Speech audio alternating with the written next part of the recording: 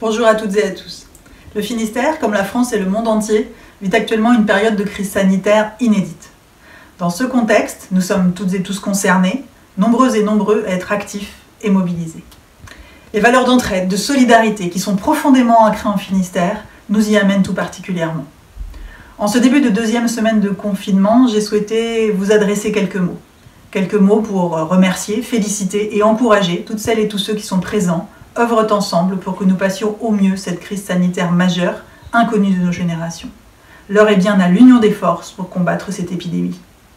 Je pense à tout le personnel de santé, hospitalier, libéral, qui est en première ligne, au personnel des établissements et services pour la protection de l'enfance, pour les personnes âgées, les personnes handicapées. Je pense aussi à tout le personnel de cuisine, d'entretien, des magasins d'alimentation, les chauffeurs, les enseignants, les postiers, les agents qui assurent le service public de proximité, l'approvisionnement en eau, en énergie et bien d'autres encore. Chacun et chacune, dans votre mission, votre engagement fondamental par nature est ici remarquable.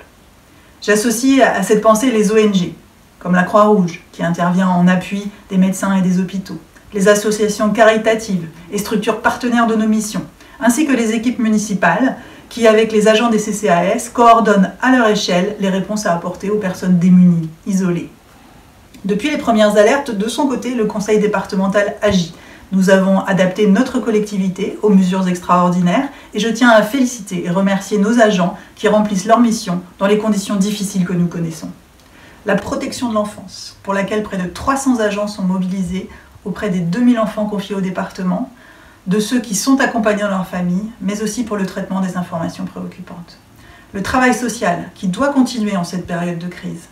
Au-delà des visites à domicile, qui sont limitées et priorisées, un lien téléphonique assuré par une centaine d'agents du département est maintenu avec les personnes que nous accompagnons. Le versement des aides individuelles de solidarité, RSA, allocation pour les personnes âgées et personnes handicapées, qui continue, tout comme les aides de première urgence. Ce ne sont que quelques exemples.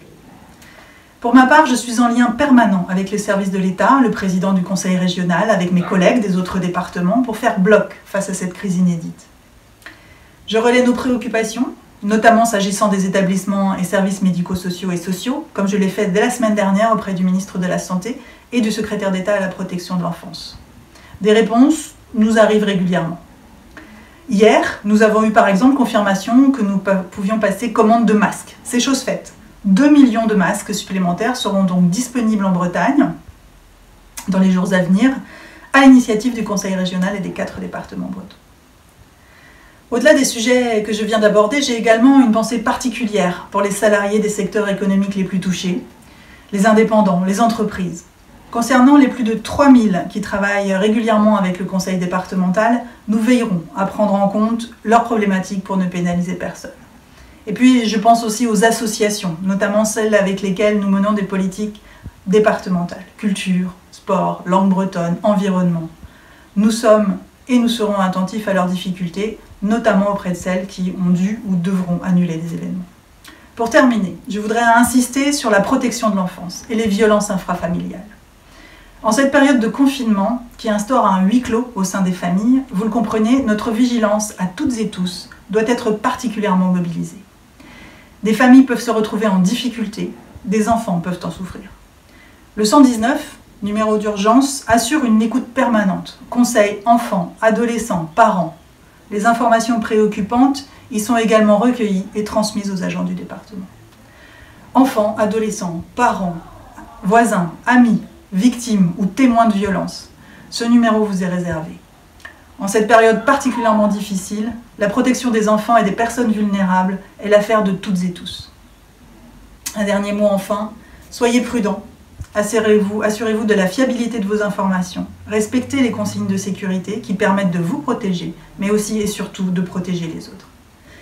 C'est bien la solidarité, le respect, l'attention aux autres et la bienveillance qui doivent nous guider et qui nous permettront de passer et de traverser cette crise.